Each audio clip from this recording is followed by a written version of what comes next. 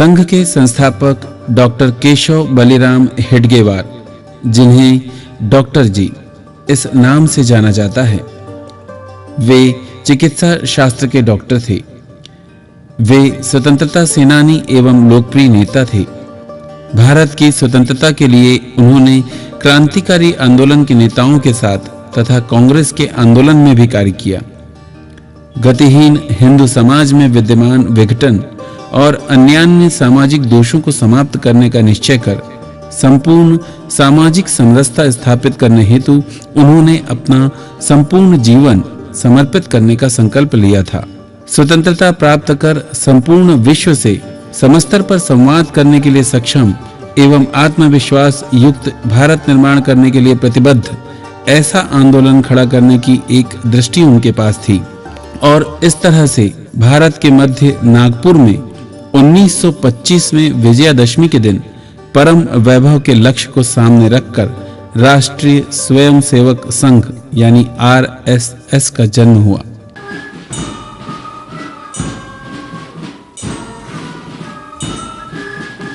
ध्वजा प्रणाम। 1 2 3।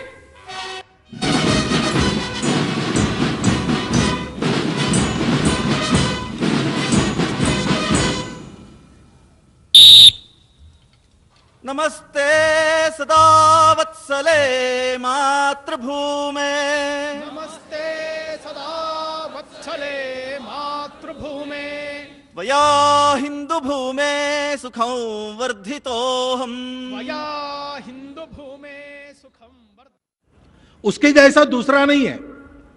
गगनम गगनाकारम, आसमान आसमान जैसा है।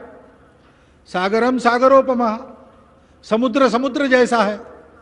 राम रावण योर युद्धम राम रावण योरिव, राम रावण का जैसा युद्ध हुआ था उसके जैसा वही है, दूसरा नहीं है। ऐसे यह संघ का काम है, ये एकदम अनोखा काम है, इसके जैसा यही है। और वैसे संघ को भी देखना है, संघ के अंदर आकर उसका अनुभव करना है। भारत के आधार पर विजन है, कैसा बनाएंगे, दुनिया का सबसे श्रेष्ठ देश भी होगा, चरित्रवान होगा, प्रॉस्परस भी होगा और विश्व को इस झगड़े वाले संघर्ष वाले रास्ते से हटाकर समन्वय के, प्रेम के, आसपास में मिलकर चलने के, भाईचारे के इस मार्ग पर चला सकेगा। वसुधैव कुटुंबकम की सच्ची हिंदू परंपरा के अनुसार मानवता और देश की विविध प्रकारों से सेवा करने के लिए प्रतिबद्ध और अनुशासित ऐसे लाखों युवकों की विशाल सेना राष्ट्रीय स्वयंसेवक संघ ने शाखा नामक अपनी दैनिक गतिविधियों के माध्यम से निर्माण की है। एकता, अनुशासन, राष्ट्रभक्ति, मानव सेवा, प्राचीन भारतीय संस्कृति में आस्था, सामूहिक चेतना का भाव आदि सद्गुणों का विकास स्वयं सेवकों में करने के उद्देश्य से ही शाखा के कार्यक्रमों की संरचना की गई है।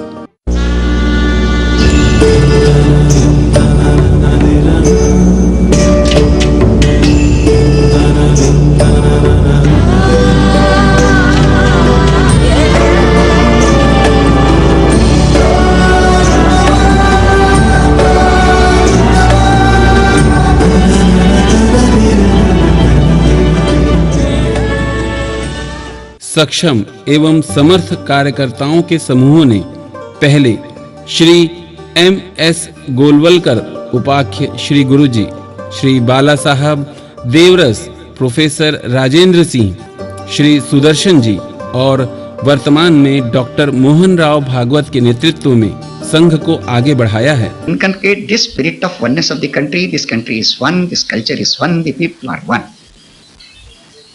So in order to inculcate this idea and an all India perspective, as also a dedication to the country and discipline, these are the basic traits that are needed for the renaissance of the country. So RSS was started with this very purpose, to unite the Hindu society. स्वयं सेवकों ने समाज जीवन के अनेकानेक क्षेत्रों में भी प्रवेश किया है, जिसके कारण संगठनों का एक विशाल परिवार निर्माण हुआ। कुछ लोग इन्हीं संगठनों को संयुक्त रूप से संघ परिवार कहते हैं और हिंदुत्व को राष्ट्र जीवन के मध्यवर्ती स्थान में लाने में इन संगठनों की महती भूमिका रही है। आज बहुत बड़ी संख्या में हिंदू समाज की सर्वांगीण उन्नति करने के लिए अनेक विविध प्रकार के यहाँ संगठन बनाए हैं। आज तो कोई क्षेत्र इस प्रकार का नहीं बचा है जहां संघ के स्वयंसेवक और सेवा के कार्यों में राष्ट्र के सर्वांगीण उन्नति के काम में न लगे हों। कुछ कंट्रोल कहना या उनसे हम चलाते हैं, ये हमारा विंग है, ये सब कल्पना गलत है। परिवार का विचार होगा परिवार। एक राष्ट्र, एक जन, एक संस्कृति एक मध्यवर्ती सूत्र बन गया, जिसके आधार पर अनेक वक्तव्य उभर कर आए हैं।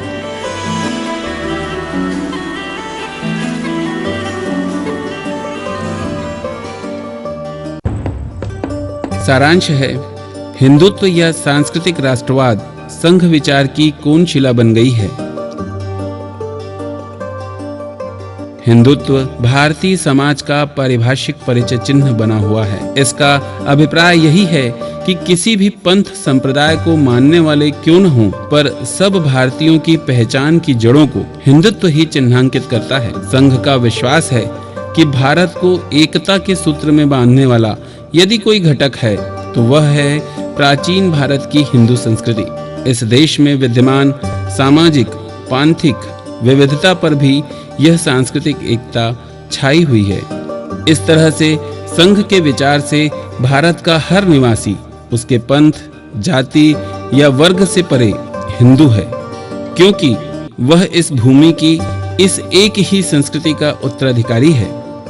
संघ इस देश को एक मानता है और अल्पसंख्यक बहुसंख्यक के आधार पर समाज का विभाजन अस्वीकार करता है। संघ का विश्वास है कि तथा कथित अल्पसंख्यक, चाहे कोई यहूदी हो या पारसी, मुस्लिम हो या ईसाई, इस संस्कृति का उतना ही उत्तराधिकारी है जितना कि कोई सिख, बौद्ध, जैन या कोई नास्तिक। We believe that India is a Hindu nation, and whenever say it is a Hindu nation, we take the word Hindu to have a nationalist connotation, because Hindu does not mean one particular way of worship. Some believe in God, some do not believe in God also.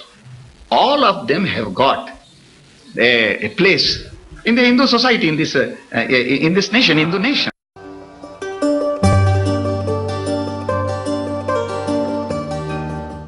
Hindu समाज में व्याप्त अस्पृश्यता, जाति भेद और दहेज प्रथा जैसे सामाजिक दोषों के उन्मूलन में संघ का बहुत बड़ा योगदान है। संपूर्ण देश की सांस्कृतिक एकता के संदेश के साथ इन सभी सामाजिक दोषों से हिंदू समाज को मुक्त करने के लिए संघ के कार्यकर्ताओं ने देशव्यापी कार्य किया है। इस दिशा में एक चिन्हांकित घटना थी 1969 में कर्नाटक के उडुपी में संपन्न विश्व हिंदू परिषद का सम्मेलन, जिसमें एक मत से घोषित किया गया था कि हिंदू धर्म में अस्पृश्यता और जाति भेद के लिए कोई स्थान नहीं है। अपने शब्दों और कार्यों से सामाजिक एकात्मता के लक्ष्य की प्राप्ति के लिए किए जा रहे प्रयासों में संघ के तृतीय सर संघ चालक श्री बाला साहब देवरस का यह वक्तव्य है, यदि अस्पृश्यता पाप नहीं है तो विश्व में पाप है ही नहीं। इसे आमूल चूल उखाड़कर फेंक देना चाहिए। निरंतर हमारा मार्गदर्शन करता है। जाति भेद की कोई प्रासंगिकता नहीं है और इसलिए इसे समाप्त होना ही चाहिए। We feel that caste has no relevance and therefore it must go.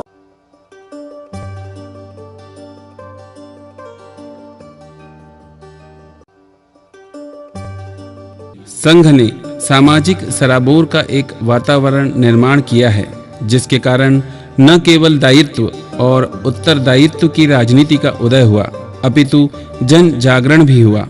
फलस्वरूप लोकतांत्रिक प्रक्रिया के प्रति अत्यधिक विश्वास तो निर्माण हुआ ही, भारतीय राजनीति में एक ढांचागत परिवर्तन भी करवाया गया।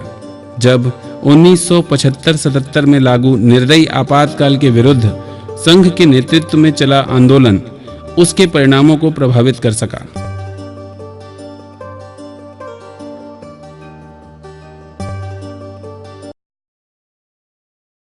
उन्नीस के संघ समर्थित सरकार से मतदाताओं ने प्रधानमंत्री के रूप में संघ के स्वयं सेवक को संघ की विचारधारा के प्रभाव को जनादेश दिया।